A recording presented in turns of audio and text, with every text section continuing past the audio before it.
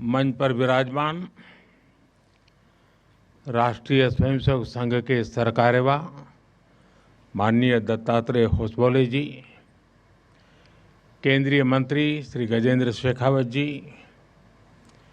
दिल्ली की लोकप्रिय मुख्यमंत्री रेखा गुप्ता जी, राष्ट्रीय स्वयंसेवक संघ के सभी स्वयंसेवक, अन्य सभी वरिष्ठ महानुभाव, देवी और सज्जनों, कल हमारे एक पुराने स्वयंसेवक और संघ के हर मोड़ पर कहीं न कहीं उनका स्थान रहा है, ऐसे विजय कुमार मल्होत्रा जी को हमने खो दिया। मैं सबसे पहले उनको आदरपूर्वक श्रद्धांजलि देता हूं। साथियों, आज महानवमी है। आज देवी सिद्धिदात्री का दिन है। मैं सभी देशवासियों को नवरात्रि की बधाई देता हूं। कल विजयादशमी का महापर्व है। अन्याय पर न्याय की जीत, असत्य पर सत्य की जीत, अंधकार पर प्रकाश की जीत।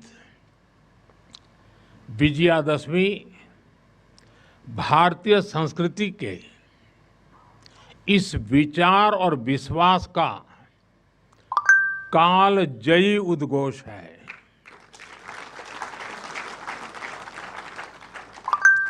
ऐसे महान पर्व पर 100 वर्ष पूर्व राष्ट्रीय स्वयंसेवक संघ की स्थापना ये कोई संयोग नहीं था। ये हजारों वर्षों से चली आ रही उस परंपरा का पुनरुत्थान था,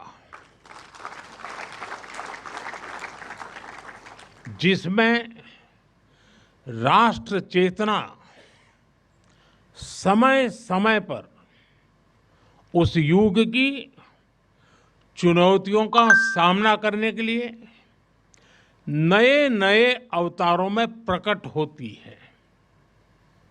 इस युग में संघ उसी अनादि राष्ट्र चेतना का पुण्य अवतार है।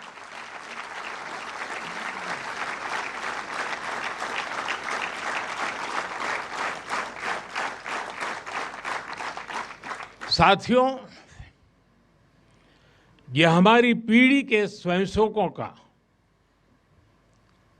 सौभाग्य है कि हमें संघ के शताब्दी वर्ष जैसा महान अवसर देखने को मिल रहा है। मैं आज इस अवसर पर राष्ट्र सेवा के संकल्प को समर्पित कोटि कोटि स्वयंसेवकों को शुभकामनाएं देता हूं, अभिनंदन करता हूं। मैं संघ के संस्थापक हम सभी के आदर्श परम पूज्य डॉक्टर हेडगेवार जी के चरणों में श्रद्धांजलि अर्पित करता हूं।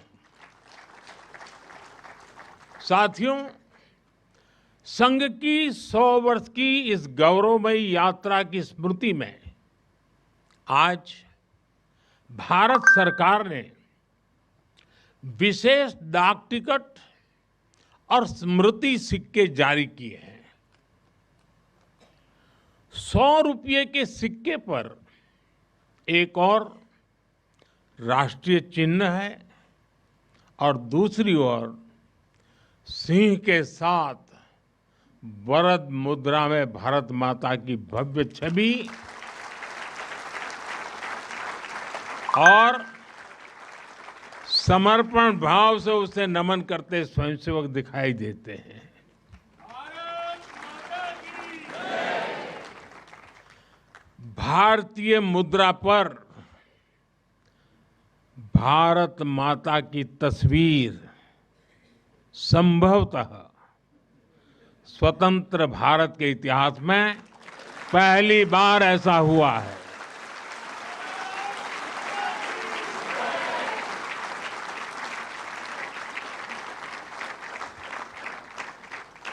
इस सिक्के के ऊपर संघ का बोध वाक्य भी अंकित है। राष्ट्राय स्वाहा इदं राष्ट्राय इदं न मम। साथियों, आज जो विशेष स्मृति डाक टिकट जारी हुआ है उसकी भी अपनी एक महत्ता है। हम सभी जानते हैं 26 जनवरी को गणतंत्र दिवस की परेड की कितनी अहमियत होती है। 1963 में 1963 में आरएसएस के स्वयंसेवक भी 26 जनवरी की उस राष्ट्रीय परेड में शामिल हुए थे और उन्होंने आन बान शान से राष्ट्रभक्ति की धुन पर कदम ताल किया था। इस टिकट में उसी ऐतिहासिक क्षण की स्मृति है। साथियों, संघ के स्वयंसेवक जो अनवरत रूप से देश की सेवा में जुटे हैं, समाज को सशक्त कर रहे हैं, इसकी भी झलक एक स्मारक डाक टिकट में है। मैं इन स्मृति सिक्कों और डाक टिकट के लिए देशवासियों को बहुत बहुत बधाई देता हूं। साथियों, जिस तरह विशाल नदियों के किनारे मानव सभ्यताएं पनपती हैं, उसी तरह संघ के किनारे भी और संघ की धारा में भी सैकड़ों जीवन पुष्पित पल्वित हुए हैं।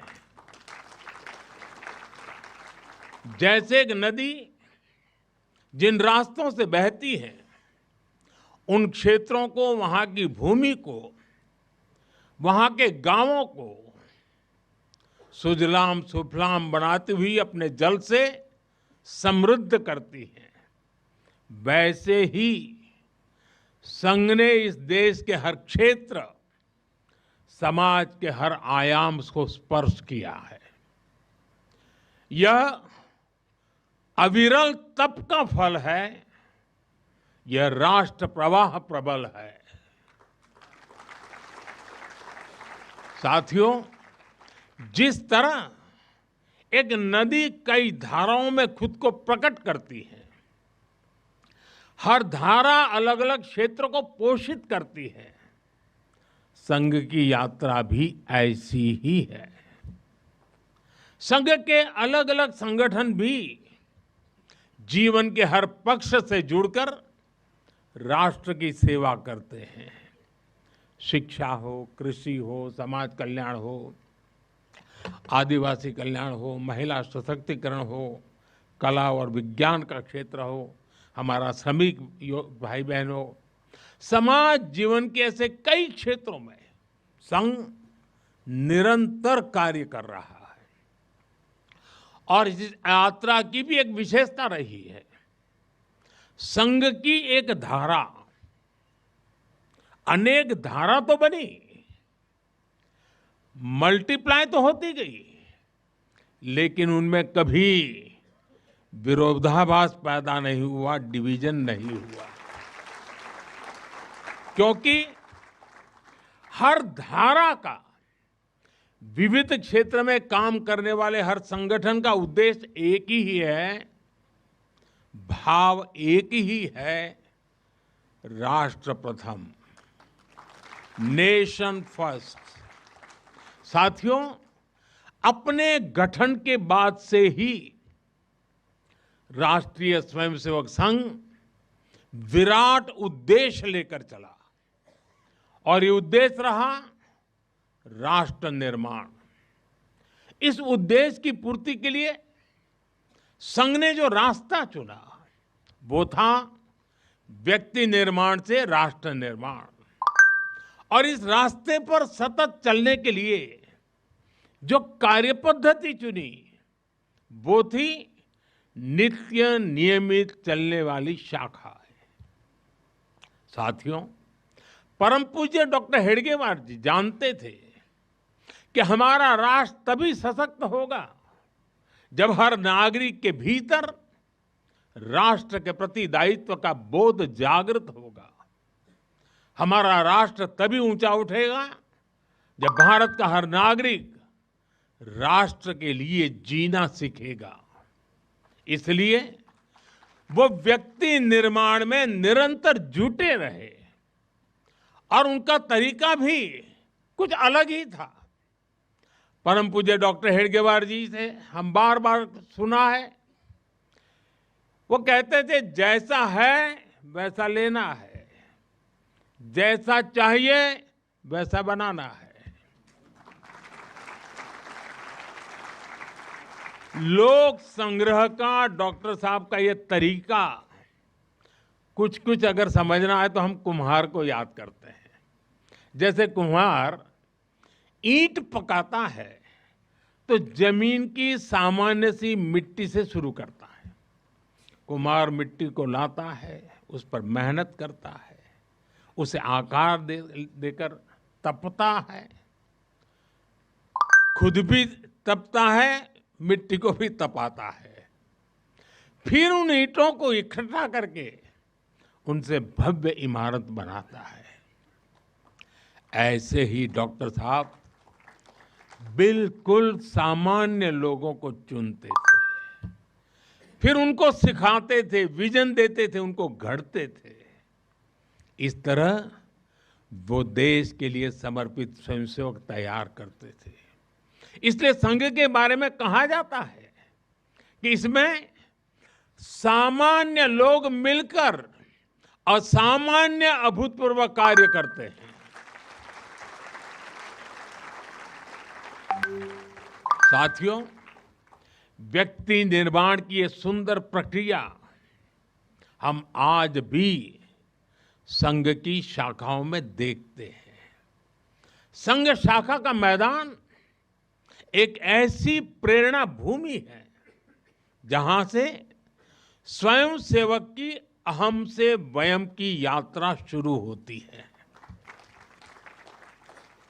संघ की शाखाएं व्यक्ति निर्माण की यज्ञ वेदी है। इन शाखाओं में व्यक्ति का शारीरिक, मानसिक और सामाजिक विकास होता है। स्वयंसेवकों के मन में राष्ट्र सेवा का भाव और साहस दिन प्रतिदिन पनपता रहता है।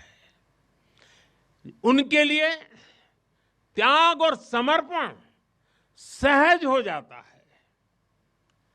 श्रेय के लिए प्रतिस्पर्धा की भावना समाप्त हो जाती है और उन्हें सामूहिक निर्णय और सामूहिक कार्य का संस्कार मिलता है। साथियों, राष्ट्र निर्माण का महान उद्देश्य व्यक्ति निर्माण का स्पष्ट पथ और शाखा जैसी सरल जीवंत कार्य पद्धति, यही संघ की 100 वर्षों की यात्रा का आधार बने हैं। इन्हीं स्तंभों पर खड़े होकर संघ ने लाखों स्वयंसेवकों को गढ़ा, जो विभिन्न क्षेत्रों में देश को अपना सर्वोत्तम दे रहे हैं, देश को आगे बढ़ाने के लिए निरंतर प्रयास कर रहे हैं। समर्पण से, सेवा से और राष्ट्र के उत्कर्ष की साधना से साथियों, संघ जब से अस्तित्व में आया, संघ के लिए देश की प्राथमिकता ही उसकी अपनी प्राथमिकता रही है। इसलिए जिस कालखंड में जो बड़ी चुनौती देश के सामने आई, संघ ने उस कालखंड के अंदर अपने आप को झोंक दिया, संघ उससे जूझता रहा। आजादी की लड़ाई के समय देखें तो परम पूज्य डॉक्टर हेडगेवार जी समेत अनेक कार्यकर्ता ने स्वतंत्रता आंदोलन में हिस्सा लिया। डॉक्टर साहब कई बार जेल तक गए। आजादी की लड़ाई की कितने ही स्वतंत्रता सेनानियों को संघ संरक्षण देता रहा, उनके साथ कंधे से कंधा मिलाकर काम करता रहा। 1942 में 1942 में जब चिमूर में अंग्रेजों के खिलाफ आंदोलन हुआ तो उसमें अनेक स्वयंसेवकों को अंग्रेजों के भीषण अत्याचार का सामना करना पड़ा। आजादी के बाद भी हैदराबाद में निजाम के अत्याचारों से के खिलाफ संघर्ष से लेकर गोवा के स्वतंत्रता आंदोलन और दादरा नगर हवेली की मुक्ति तक संघ ने कितने ही बलिदान दिए और भाव एक ही रहा, राष्ट्र प्रथम। लक्ष्य एक ही रहा, एक भारत श्रेष्ठ भारत। साथियों, राष्ट्र साधना की इस यात्रा में ऐसा नहीं है कि संघ पर हमले नहीं हुए, संघ के खिलाफ साजिशें नहीं हुई। हमने देखा है कैसे आजादी के बाद भी संघ को कुचलने का प्रयास हुआ, मुख्य धारा में आने देने का और उसे न आने से रोकने का अनगिनत षड्यंत्र हुए। परम पूज्य गुरु जी को झूठे केस में फंसाया गया, उन्हें जेल तक भेज दिया गया, लेकिन जब पूज्य गुरु जी जेल से बाहर आए तो उन्होंने सहज रूप से कहा, और शायद इतिहास की तवारीख में ये भाव, ये शब्द एक बहुत बड़ी प्रेरणा है।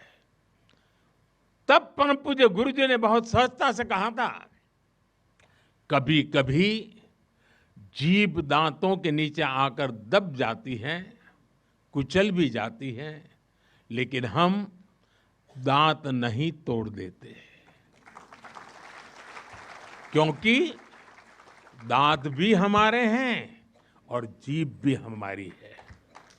आप कल्पना कर सकते हैं, जिन्हें जेल में इतनी यातनाएं दी गई, जिन पर भांति भांति के अत्याचार हुए, उसके बाद भी परम पूज्य गुरु जी के मन में कोई रोष नहीं था, कोई दुर्भावना नहीं थी। यही परम पूज्य गुरु जी का ऋषि तुल्य व्यक्तित्व था। उनकी यही वैचारिक स्पष्टता संघ के प्रत्येक स्वयंसेवक के जीवन के मार्गदर्शक बनी। इसी ने समाज के प्रति एकात्मता और आत्मीयता के संस्कारों को सशक्त किया। और इसलिए चाहे संघ पर प्रतिबंध लगे, चाहे षड्यंत्र हुए, झूठे मुकदमे हुए, संघ के स्वयंसेवकों ने कभी कटुता को स्थान नहीं दिया, क्योंकि वो जानते हैं हम समाज से अलग नहीं है। समाज हम सबसे ही तो बना है। जो अच्छा है वो भी हमारा है, जो कम अच्छा है वो भी हमारा है। साथियों, और दूसरी बात, जिसने कभी कटुता को जन्म नहीं दिया, वो है प्रत्येक स्वयंसेवक का लोकतंत्र और संवैधानिक संस्थाओं में अडिग विश्वास। जब देश पर इमरजेंसी थोपी गई तो इसी एक विश्वास ने हर स्वयंसेवक को ताकत दी, उसे संघर्ष करने की क्षमता दी। इन्हीं दो मूल्यों समाज के साथ एकात्मता और संवैधानिक संस्थाओं के प्रति आस्था ने संघ के स्वयंसेवकों को हर संकट में स्थित प्रज्ञ बना के रखा, समाज के प्रति संवेदनशील बनाए रखा। इसलिए समाज के अनेक थपेड़े झेलते हुए भी संघ आज तक विराट वट वृक्ष की तरह अडिग खड़ा है। देश और समाज की सेवा में निरंतर कार्य कर रहा है। अभी यहां हमारे एक स्वयंसेवक ने इतनी सुंदर प्रस्तुति दी, शून्य से एक शतक बने, शून्य से एक शतक बने, अंक की मन भावना, भारती की जय विजय हो, ले हृदय में प्रेरणा, कर रहे हम साधना, मातृभू आराधना। और उस गीत का संदेश था, हमने देश को ही देव माना है और हमने देह को ही दीप बना करके जलने का सीखा है। वाकई ये अद्भुत था। साथियों, प्रारंभ से संघ राष्ट्रभक्ति और सेवा का पर्याय रहा है। जब विभाजन की पीड़ा ने लाखों परिवारों को बेघर कर दिया, तब स्वयंसेवकों ने शरणार्थियों की सेवा की। संघ के स्वयंसेवक अपने सीमित संसाधनों के साथ सबसे आगे खड़े थे। यह केवल राहत नहीं था, यह राष्ट्र की आत्मा को संबल देने का कार्य था। साथियों, 1956 में 1956 में गुजरात के कच्छ के अंजार में बहुत बड़ा भूकंप आया था। तबाही इतनी बड़ी थी, चारों ओर विनाश का दृश्य था। उस समय भी संघ के स्वयंसेवक राहत और बचाव में जुटे थे। तब परम पूज्य गुरु जी ने गुजरात के वरिष्ठ संघ के प्रचारक वकील साहब को, जो समय गुजरात का कार्य संभालते थे, उन्हें एक पत्र लिखा था। उन्होंने लिखा था, किसी दूसरे के दुख को दूर करने के लिए निस्वार्थ भाव से खुद कष्ट उठाना एक श्रेष्ठ हृदय का परिचायक है।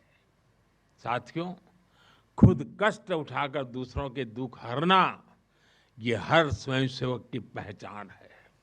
याद करिए 1962 के युद्ध का वो समय, संघ के स्वयंसेवकों ने दिन रात खड़े रहकर सेना की मदद की, उनका हौसला बढ़ाया, सीमा पर बसे गांवों में मदद पहुंचाई।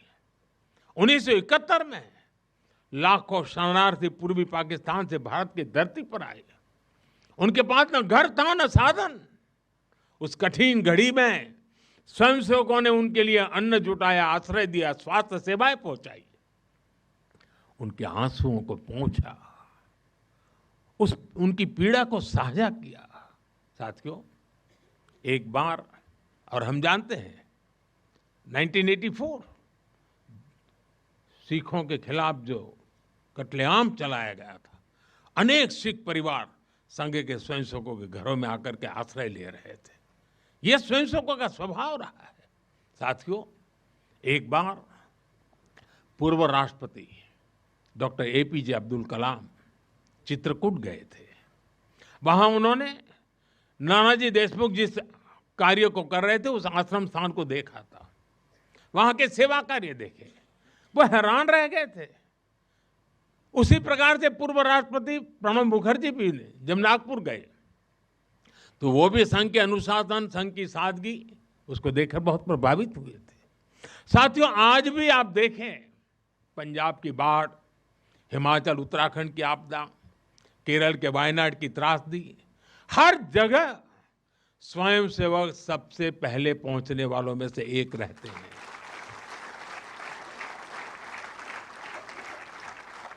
कोरोना काल में तो पूरी दुनिया ने संघ के साहस और सेवा भाव का प्रत्यक्ष प्रमाण देखा है। साथियों, अपनी 100 वर्ष की इस यात्रा में संघ का एक बड़ा काम ये रहा है, उसने समाज के अलग अलग वर्गों में आत्मबोध जगाया, स्वाभिमान जगाया। और इसके लिए संघ देश के उन क्षेत्रों में भी कार्य करता रहा है जो दुर्गम है, जहां पहुंचना सबसे कठिन है। हमारे देश में लगभग 10 करोड़ आदिवासी भाई बहन हैं, जिनके कल्याण के लिए संघ लगातार प्रयासरत है। लंबे समय तक सरकारों ने उन्हें प्राथमिकता नहीं दी, लेकिन संघ ने उनकी संस्कृति, उनके पर्व, उत्सव, उनकी भाषा और परंपराओं को सर्वोच्च प्राथमिकता दी। सेवा भारती, विद्या भारती, एकल विद्यालय, वनवासी कल्याण आश्रम आदिवासी समाज के सशक्तिकरण का स्तंभ बनकर के उभरे। आज हमारे आदिवासी भाई बहनों में जो आत्मविश्वास आया है, वो उनके जीवन में बदल रहा है। साथियों, संघ दशकों से आदिवासी परंपराओं, आदिवासी रीति रिवाजों, आदिवासी मूल्यों को सहजने संवारने में अपना सहयोग देता रहा है, अपना कर्तव्य निभा रहा है। उसकी तपस्या ने भारत की सांस्कृतिक पहचान सुरक्षित रखने में बड़ी भूमिका निभाई है। मैं देश के दूर सुदूर कोने कोने में आदिवासियों का जीवन आसान बनाने में लगे संघ के लाखों स्वयंसेवकों की भी सराहना करूंगा। साथियों, समाज में सदियों से गर्क कर चुकी जो बीमारियां हैं, जो ऊंच नीच की भावना है, जो कुप्रथाएं हैं, छुआछूत जैसी गंदगी भरी पड़ी है, ये हिंदू समाज की बहुत बड़ी चुनौती रही है। एक ऐसी गंभीर चिंता है जिस पर संघ लगातार काम करता रहा है। एक बार महात्मा गांधी जी वर्धा में संघ के शिविर में गए थे। उन्होंने भी संघ में समता, ममता, समरसता, समभाव, मम भाव, ये जो कुछ भी देखा उसकी खुलकर तारीफ की थी। और आप देखिए, डॉक्टर साहब से लेकर आज तक संघ की हर महान विभूति ने, हर सरसंघ चालक ने भेदभाव और छुआछूत के खिलाफ लड़ाई लड़ी है। परम पूज्य गुरु जी ने निरंतर न हिंदू पतितो भवेत की भावना को आगे बढ़ाया। यानी हर हिंदू एक ही परिवार है, कोई भी हिंदू कभी पतित या नीचा नहीं हो सकता। पूज्य बाला साहब देवव्रत जी के शब्द भी हम सबको याद है। वो कहते थे, छुआछूत अगर पाप नहीं, छुआछूत अगर पाप नहीं तो दुनिया में कोई पाप नहीं है। सरसंघ चालक रहते हुए पूज्य रज्जू भैया जी और पूज्य सुदर्शन जी ने भी इसी भावना को आगे बढ़ाया। वर्तमान सरसंघ चालक आदरणीय मोहन भागवत जी ने भी समरसता के लिए समाज के सामने स्पष्ट लक्ष्य रखा है और गांव गांव तक इस बात की ज्योत जगाई है। क्या है वो? उन्होंने कहा, एक कुआं, एक मंदिर और एक श्मशान। इसे लेकर संघ देश के कोने कोने में गया है।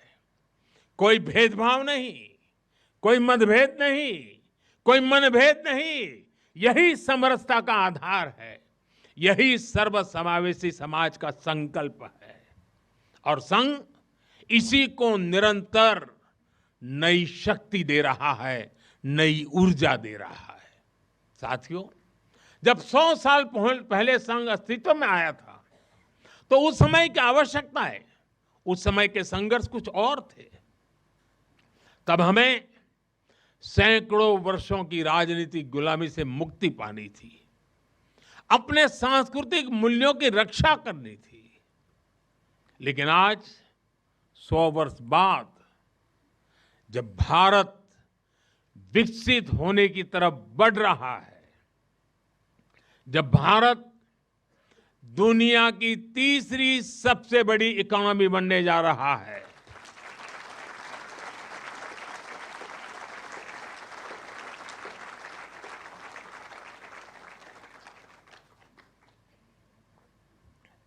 जब देश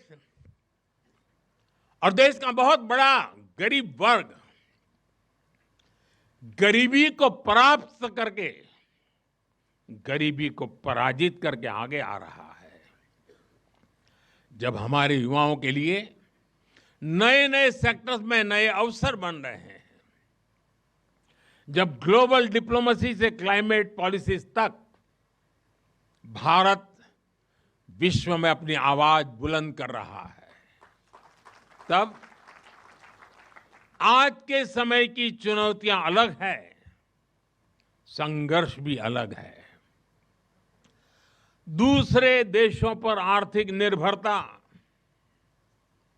हमारी एकता को तोड़ने की साजिशें, डेमोग्राफी में बदलाव के षड्यंत्र, एक प्रधानमंत्री के नाते मैं नम्रतापूर्वक कहूंगा कि मुझे बहुत संतोष है कि हमारी सरकार इन चुनौतियों से तेजी से निपट रही है।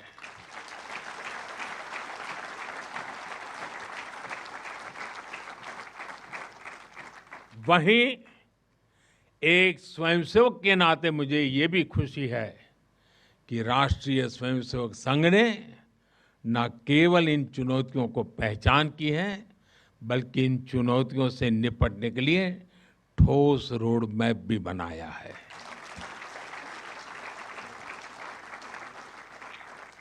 अभी माननीय दत्ता जी ने जिन चीजों का उल्लेख किया, मैं अपने तरीके से फिर से एक बार उसका उल्लेख करना चाहूंगा।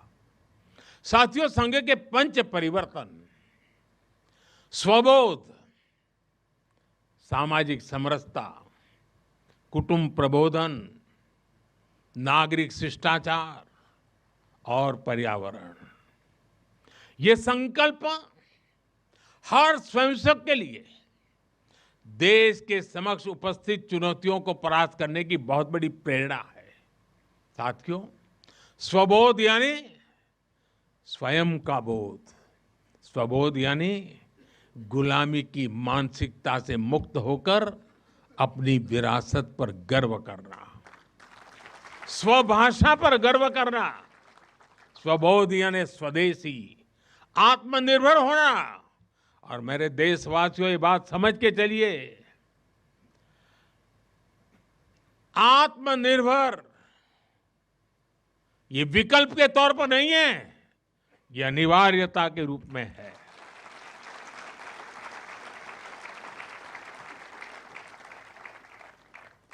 हमें स्वदेशी के अपने मूल मंत्र को समाज का संकल्प बनाना है। हमें वोकल फॉर लोकल के अभियान को उतनी सफलता के लिए वोकल फॉर लोकल ये हमारा निरंतर एक नई ऊर्जा प्रदान करने वाला घोषवाक्य होना चाहिए, प्रयास होना चाहिए। साथियों, संघ ने सामाजिक समरसता को हमेशा अपनी प्राथमिकता बनाए रखा है। सामाजिक समरसता यानी वंचित को वरीयता देकर सामाजिक न्याय की स्थापना करना, देश की एकता को बढ़ाना। आज राष्ट्र के सामने ऐसे संकट खड़े हो रहे हैं जो हमारी एकता, हमारी संस्कृति और हमारी सुरक्षा पर सीधा प्रहार कर रहे हैं। अलगाववादी सोच, क्षेत्रवाद, कभी जाति, कभी भाषा को लेकर विवाद, कभी बाहरी शक्तियों द्वारा भड़काई गई विभाजनकारी प्रवृत्तियां, ये सब अनगिनत चुनौतियां हमारे सामने खड़ी है। भारत की आत्मा हमेशा विविधता में एकता ही रही है। अगर इस सूत्र को तोड़ा गया तो भारत की शक्ति भी कमजोर होगी, और इसलिए हमें इस सूत्र को निरंतर जीना है, उसे मजबूती देनी है। साथियों, सामाजिक समरसता को आज डेमोग्राफी में बदलाव के षड्यंत्र से, घुसपैठियों से भी बड़ी चुनौती मिल रही है। ये हमारी आंतरिक सुरक्षा और भविष्य की शांति से भी जुड़ा हुआ प्रश्न है, और इसलिए मैंने लाल किले से डेमोग्राफी मिशन की घोषणा की है। हमें इस चुनौती से सतर्क रहना है, इसका डटकर मुकाबला करना है। साथियों, कुटुंब प्रबोधन, आज समय की मांग है। जो समाज शास्त्र के सदियों से चली आई पंडितों की भाषा है, उनका कहना है, हजारों साल तक भारत के जीवन में जो प्राण शक्ति रही है, उसके अंदर एक कारण उसकी परिवार संस्था है। भारतीय समाज व्यवस्था की सबसे मजबूत इकाई अगर कोई है तो भारतीय समाज में पनपी हुई एक मजबूत परिवार व्यवस्था है। कुटुंब प्रबोधन यानी उस परिवार संस्कृति का पोषण जो भारतीय सभ्यता का आधार है, जो भारतीय संस्कृति से प्रेरित है, जो जड़ों से जुड़े हैं।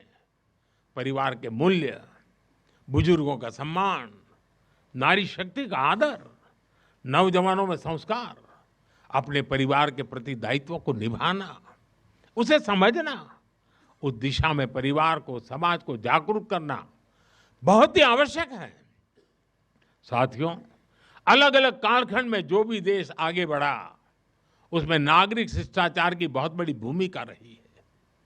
नागरिक शिष्टाचार अर्थात कर्तव्य की भावना, नागरिक कर्तव्य का बोध हर देशवासी में हो। स्वच्छता को बढ़ावा, देश की संपत्ति का सम्मान, नियमों और कानूनों का सम्मान, हमें इसे लेकर आगे बढ़ना है। हमारे संविधान की भावना है नागरिक अपने कर्तव्यों का पालन करे। हमें संविधान की इसी भावना को निरंतर सशक्त करना है। साथियों, पर्यावरण की रक्षा वर्तमान और आने वाली पीढ़ियों के लिए बहुत जरूरी है। ये पूरी मानवता के भविष्य से जुड़ा है। हमें इकोनॉमी के साथ ही इकोलॉजी की भी चिंता करनी है। जल संरक्षण, ग्रीन एनर्जी, क्लीन एनर्जी, ये सारे अभियान इसी दिशा में है। साथियों, संघ के ये पंच परिवर्तन, ये वो साधन है जो देश का सामर्थ्य बढ़ाएंगे, जो देश को विभिन्न चुनौतियों से निपटने में मदद करेंगे, जो 2047 तक विकसित भारत के निर्माण का आधार होंगे।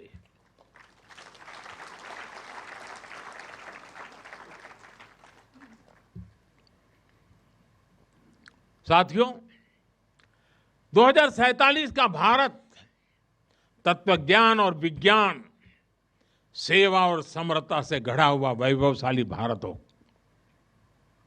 यही संघ की दृष्टि है, यही हम सब स्वयंसेवकों की साधना है और यही हमारा संकल्प है। साथियों, हमें हमेशा हमेशा याद रखना है, संघ बना है राष्ट्र के प्रति अटूट आस्था से। संघ चला है राष्ट्र के प्रति अगाध सेवा के भाव से। संघ तपा है त्याग और तपस्या की अग्नि में। संघ निखरा है संस्कार और साधना के संगम से। संघ खड़ा है राष्ट्र धर्म को जीवन का परम धर्म मान करके। संघ जुड़ा है भारत माता की सेवा के विराट स्वप्न से। साथियों, संघ का आदर्श है संस्कृति की जड़ें गहरी और सशक्त हो। संघ का प्रयास है समाज में आत्मविश्वास और आत्मगौरव हो। संघ का लक्ष्य है हर हृदय में जन सेवा की ज्योति प्रज्वलित हो। संघ का दृष्टिकोण है भारतीय समाज सामाजिक न्याय का प्रतीक बने। संघ का ध्येय है विश्व मंच पर भारत की वाणी और प्रभावी बने। संघ का संकल्प है भारत का भविष्य सुरक्षित और उज्जवल बने। मैं एक बार फिर आप सभी को इस ऐतिहासिक अवसर की बधाई देता हूं। कल विजयादशमी का पावन पर्व है। हम सबके जीवन में विजयादशमी का एक विशेष महत्व है। मैं उसके लिए भी आप सबको शुभकामनाएं देते हुए मेरी वाणी को विराम देता हूं। बहुत बहुत धन्यवाद।